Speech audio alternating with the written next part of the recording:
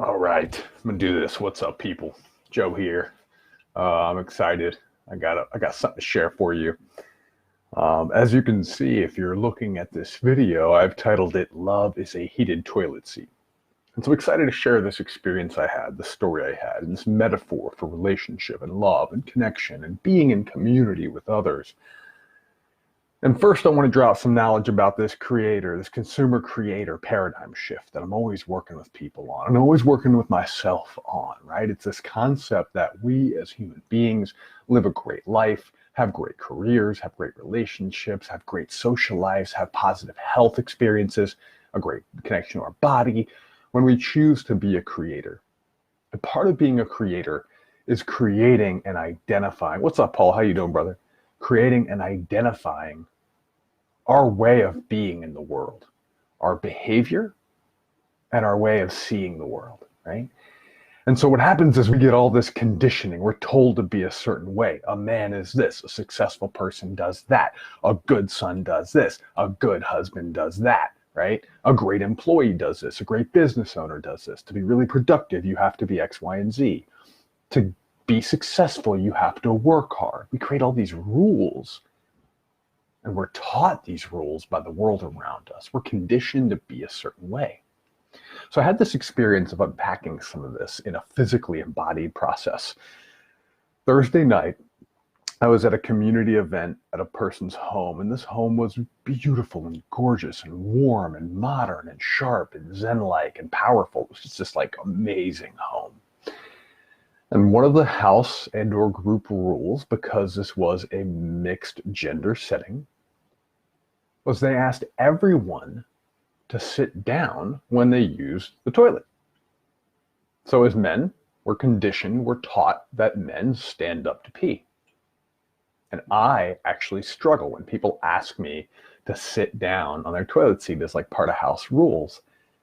I forget most of the time. I really forget most of the time. I get up there and I get into my conditioning where I stand and I open up my pants, do whatever I'm doing, right? I'm holding myself in my hands and I'm ready to pee.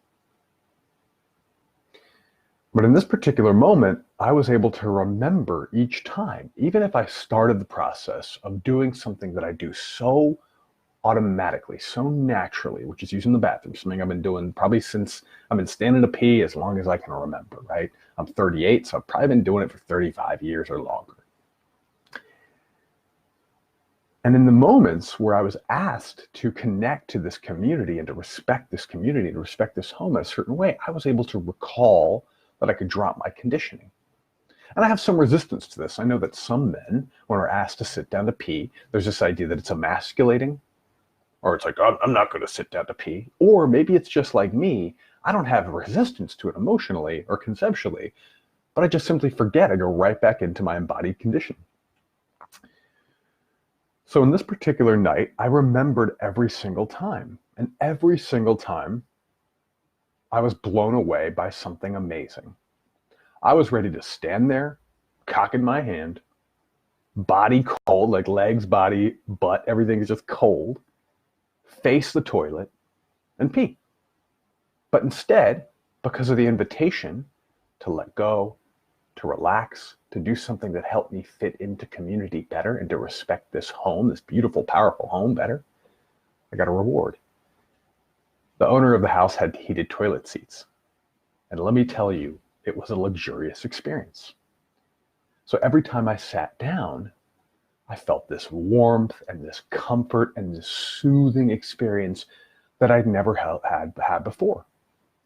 Now, if I had stayed committed to my beliefs about what a man's supposed to be, how a man's supposed to behave, if I had surrendered to my own conditioning, my automatic embodied conditioning of what I do when I walk into the bathroom, then I would not have had this experience.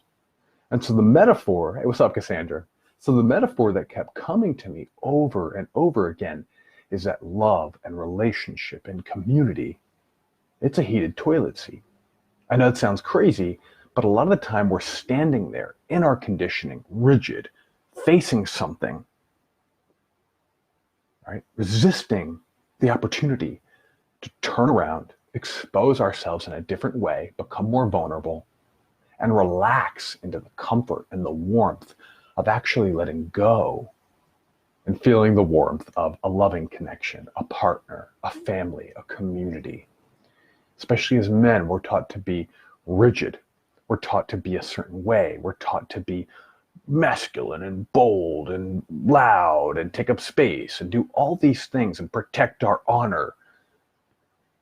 And at the end of the day, letting go of the conditioning that has us stand up and be rigid is what allows us to relax, to open ourselves up, to allow love in, to just sit down and let go of a lot of the armor and the masks that we wear to believe that we believe help us look a certain way to others.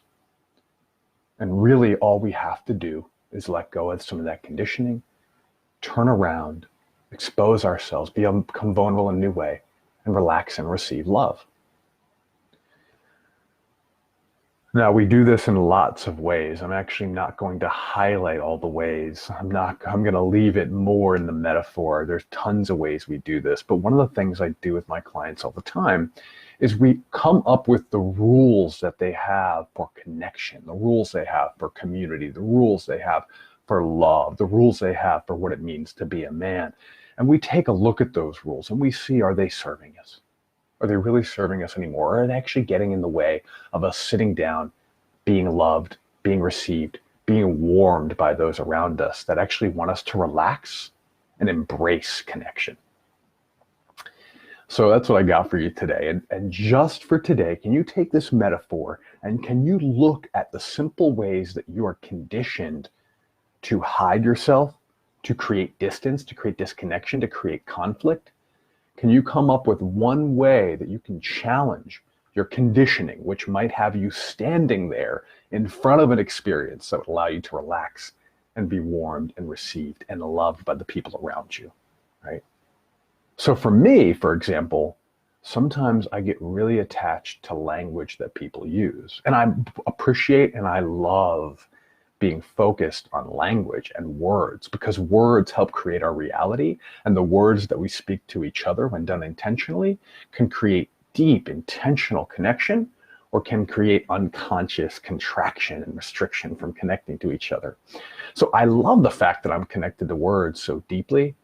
But at the end of the day, when I want more connection, I can actually let go of my deep attachment. I can remember that not everyone has had the same kind of trainings. I've been trained in sales and communication and then coaching. And then, all this other work that I do in the interpersonal realms of personal growth and spiritual transformation. I've been training on that stuff for my whole adult life. Not everyone else has. So when I let go and I let go of some of my natural contraction that comes up when I hear people using language that I don't like, I can relax, I can connect, I can be in their presence with the warm, cool, and wonderful feeling of being able to just sit there on that heated toilet seat of communication, of connection, of love, of community.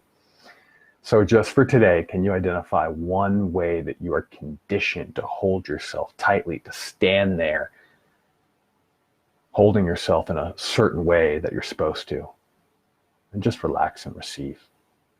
That's what I got for you today. I hope this is helpful. If it is, tag someone, share it. I'll talk to you tomorrow. Peace.